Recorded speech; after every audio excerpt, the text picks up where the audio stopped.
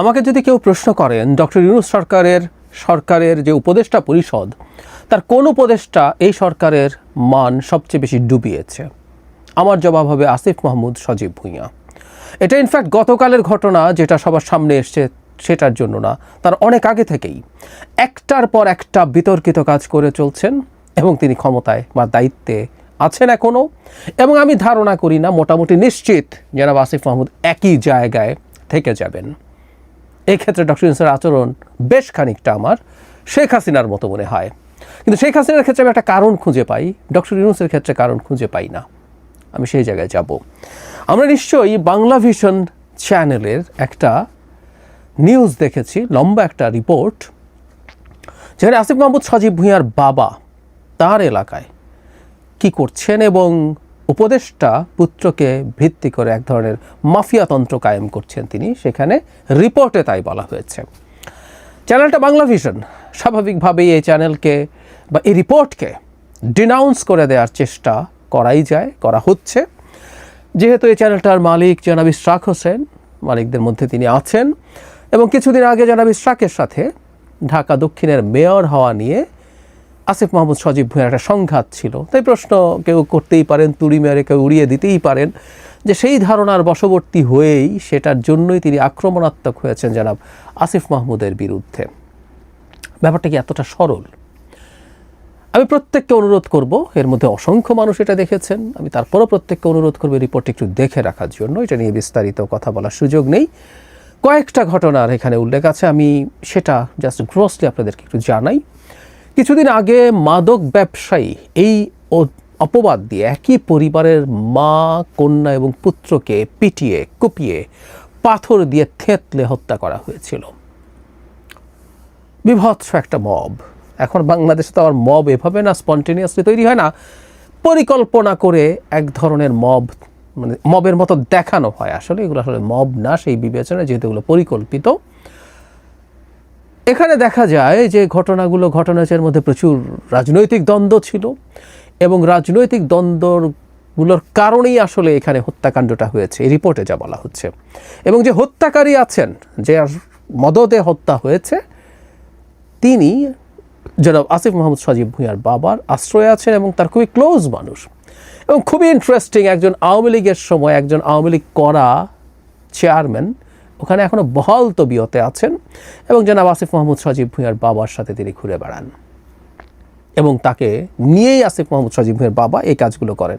আরও ইন্টারেস্টিং তথ্য আছে, আওয়ামী লীগের এমপি ছিলেন ওই সিটে যিনি, ইউসুফ আবদুল্লাহ হারুন সম্ভবত, তার ওখানে যখন নির্বাচনী ক্যাম্পেইন হয় সেই চেয়ারম্যান এবং আসিফ মাহমুদ সজীব ভুঁইয়ার বাবা আওয়ামী লীগের হয়ে সেই স্টেজে নৌকার পক্ষে ভোট চেয়েছেন। রিপোর্টে আছে এগুলো।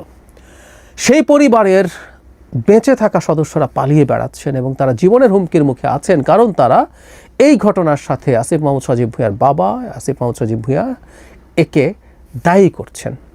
এটা একটা ঘটনা। আরেকটা ঘটনার দিকে আমি একটু দৃষ্টি দিতে চাই। তিনটা ঘটনার কথা আছে, তিনটা পরিবার এলাকা ছাড়া এক ব্যবসায়ীর কথা আছে, আমি সেটার দিকে যাচ্ছি না। সবচেয়ে মর্মান্তিক এবং বিভৎস যে ঘটনা, এটা ভয়ঙ্কর। একটু আগে যেটা ঘটলো সেটা তো বিভৎসতম, এই ঘটনাটাও আমাদেরকে অনেক টাচ করবে। একজন স্কুল শিক্ষিকা, তিনি সনাতন ধর্মের।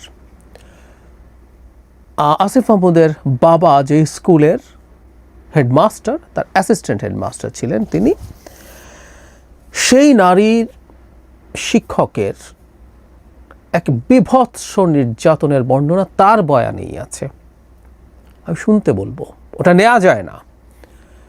কিভাবে তাকে আটকে রেখে নির্যাতন করা হয়েছে, ঘন্টার পর ঘন্টা তাকে বিবস্ত্র করে ফেলার চেষ্টা করা হয়েছে, অনেক ক্ষেত্রে শরীরে জখম হয়েছে।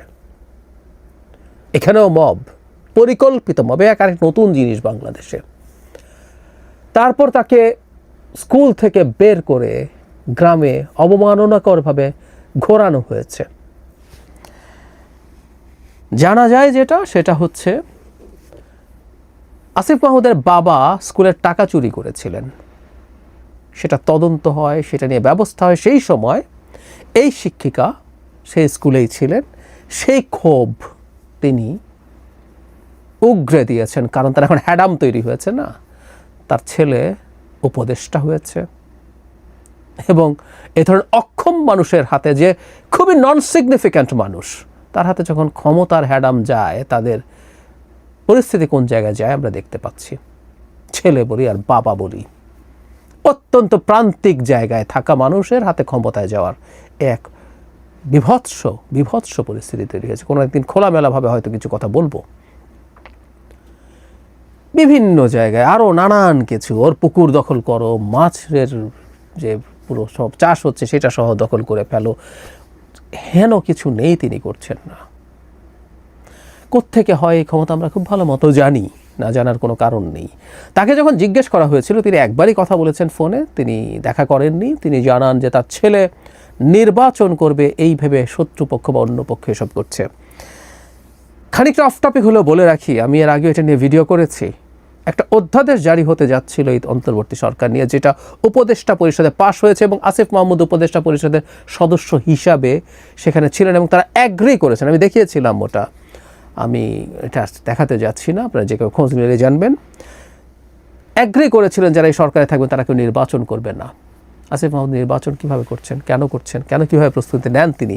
শুধু সেটা না, এলজিআরডি মন্ত্রী হিসাবে তার অনেক এই স্থানীয় উন্নয়নের বরাদ্দের ক্ষমতা আছে, তিনি সেগুলো ব্যবহার করছেন ভালো মতো। প্রত্যেকটা কনফ্লিক্ট অফ ইন্টারেস্ট কিন্তু উনি করে যাচ্ছেন। আমি প্রিভিয়াস কিছু জিনিস একটু যোগ করতে চাই। তার বাবার সূত্রে, তার বাবা একবার ঠিকাদারি লাইসেন্স করেছিলেন হঠাৎ করে। পরে এটা যখন প্রাথমিকভাবে এটা নিয়ে এক ধরনের অস্বীকারের প্রবণতা ছিল, কিন্তু পরে যখন দেখা গেল এটা সত্য, এটা জেনুইন ডকুমেন্ট বেরিয়ে গেছে, তখন তিনি স্বীকার করেছিলেন এবং তার বাবাকে ভুল বোঝানো হয়েছিল এবং তিনি সরল বিশ্বাসে এসব করেছেন। এখানে একটু বলে রাখা ভালো যে স্কুল টিচারের ক্ষেত্রে বিভৎসতা ঘটানো হলো, সেখানে আসিফ মাহমুদের বাবাকে ভিডিওতে দেখা যায়, যে কেউ দেখতে পারেন, আবার বলছি রিপোর্টটা পুরো দেখে নেবেন। যাই হোক, তার বাবা নাকি সরল বিশ্বাসে ওই ঠিকাদারি লাইসেন্স করেছিলেন।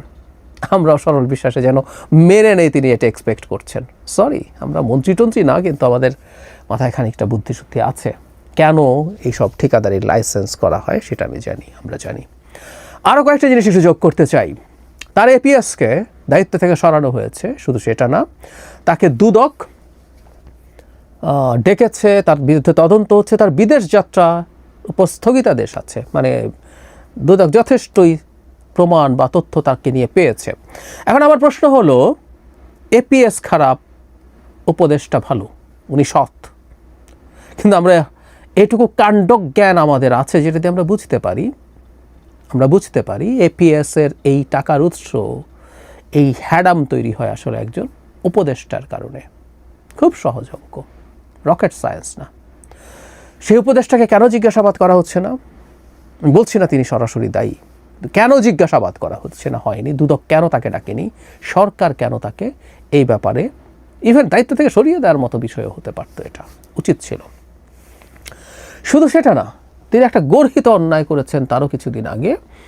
আমাদের মনে থাকার কথা, যেন হাসনাত আবদুল্লাহ যখন সেনা প্রধানকে নিয়ে একটা স্টেটাস দিয়েছিলেন যে তাকে রিফাইন্ড আওয়ামী লীগ তৈরি করার ব্যাপারে কনভিন্স করতে চেয়েছেন, ঠিক সেই সময়ের পরপর জনাব আসিফ মাহমুদ একটা ইন্টারভিউ দিয়েছেন, যেখানে তিনি প্রধান উপদেষ্টার সাথে সেনা প্রধানের এক ধরনের কনফ্লিক্ট তৈরির চেষ্টা জাতির সামনে করেছেন। আমি ধারণা করি এটা উনি প্রধান উপদেষ্টাকে আগে একা ফিসফিস করে বলেও ফেলতে পারেন, কিন্তু পাবলিকলি তিনি বলছেন প্রধান উপদেষ্টা আসার আগে কিভাবে সেনা প্রধান তাকে প্রধান উপদেষ্টা হওয়া থেকে ঠেকিয়ে রাখতে চেয়েছিলেন। ঘন্টার পর ঘন্টা নাকি সেটা নিয়ে কথা বলেছে, এটা জনাব আসিফ মাহমুদের কথা, এবং শেষে নাকি সেনা প্রধান বুকে পাথর চাপা দিয়ে এটা মেনে নিয়েছিলেন। মানে একটা সরকারের সিটিং উপদেষ্টা এইরকম একটা সাক্ষাৎকার দিতে পারে, এই বিভৎস কাজ ঘটাতে পারে আমাদের অত্যন্ত টার্ময়েলের টাইমে, এবং এটা একটা সিন্ডিকেটেড প্ল্যান। এবং এই আসিফ মাহমুদের এই সাক্ষাৎকার দেখিয়ে একজন খুব গুরুত্বপূর্ণ সোশ্যাল মিডিয়া ইনফ্লুয়েন্সার দাবি করেছিলেন যে এটা তার পরিকল্পিত, কারণ দুদিন আগে তিনি ওয়াকার কিছু একটা নেগেটিভ একটা কিছু পাবে, বোমা ফাটাবে, এটা উনি আগেই বলে রেখেছিলেন। পরে এই ভিডিওটা দেখিয়ে তিনি বলেছেন ওয়াকার সেটা পেয়েছে। তো তার মানে একজনের সাথে যোগসাজশে তিনি এই কাজগুলো করছেন সরকারে বসে বসে, এবং তাকে রেখে দেওয়া হলো। শুধু সেটাই না, নানা সময়ে তিনি এমন সব বক্তব্য দিয়েছেন যেগুলো সরকারকে বিব্রত করেছে। তার বক্তব্য এনসিপির সাথে অ্যালাইন্ড হয়েছে। এনারা এনসিপি আসলে আমরা জানি, এদের সাথে কী যোগাযোগ আছে, কেমন যোগাযোগ আছে তাও আমরা জানি, কিন্তু এগুলো প্রত্যেকটা করে অন্তত সরকারের দিক থেকে সরকারকে আরও বেশি সমালোচিত করার সুযোগ তারা সামনে নিয়ে এসেছেন।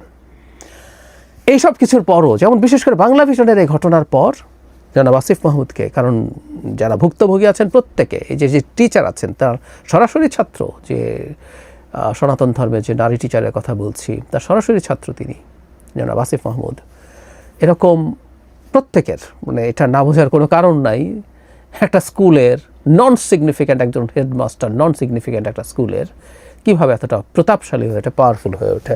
সরকারের উচিত হতো জনাব আসিফ মাহমুদকে পদ থেকে অপসারণ করা, ডক্টর ইউনূসের এই এত সব একটা ঘটনা না, এই এতগুলো যোগ করে সুষ্ঠু তদন্ত করা, সেটা নিয়ে পদক্ষেপ নেওয়া।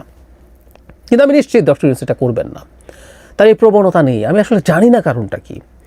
শেখ হাসিনার সাথে মিলের কথা বলছিলাম, শেখ হাসিনা এটা করতেন না, কারণ স্বৈরাচারদের এক ধরনের টেন্ডেন্সিটাকে তো পোট্রে যে আমি অমনিপটেন্ট, আমি সব শক্তি আছে আমার, আমি কোনো ভুল করি না।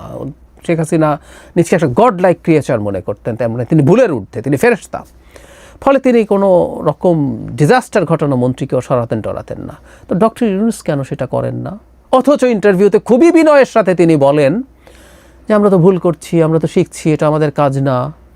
যদি এগুলো হয়েই থাকে, ভুল শোধরানোর তো চেষ্টা করা দরকার। স্বরাষ্ট্র উপদেষ্টা আটারলি ফেল করেন, তাকে সরানোর মতো কোনো পদক্ষেপ, কোনো পরিবর্তনের কোনো চিন্তা তার মধ্যে নেই। এটা হলো ইনএফিসিয়েন্সি। আর এখানে তো ক্রিমিনাল অফেন্সের অভিযোগ আছে, হ্যাঁ, দুর্নীতির অভিযোগ আছে, এবং এলাকায় তার বাবার মাফিয়াগিরির অভিযোগ আছে, তাকেও সরাবেন না। চাকরিদাতা জনাব আসিফ মাহমুদ তো এই গল্প টল্প করেন যে তিনিই ফোন করেছিলেন। তো ডক্টর ইউনূস কৃতজ্ঞতা দেখাচ্ছেন, কৃতজ্ঞতা দেখাতে দেখাতে তিনি তার কত বড় সুনামের ক্ষতি করছেন উনি ধারণা করতে পারছেন না। এবং অবিশ্বাস্যভাবে ক্ষমতার চেয়ারে বসে একই ধরনের অন্ধত্ব সম্ভবত সবারই তৈরি হয়, কম আর বেশি। এটা তার মতো মানুষের কাছ থেকে আমরা এক্সপেক্ট করি নাই। উচিত হতো অবিলম্বে, এখন না আরও বেশ আগে, আসিফ মাহমুদকে এই ক্যাবিনেট থেকে সরিয়ে দেয়া উচিত হতো। কিন্তু না, সেটা করা হয়নি, করা হবে না। আমরা এই জিনিসগুলো জাস্ট জেনে রাখলাম, জেনে রাখা হলো।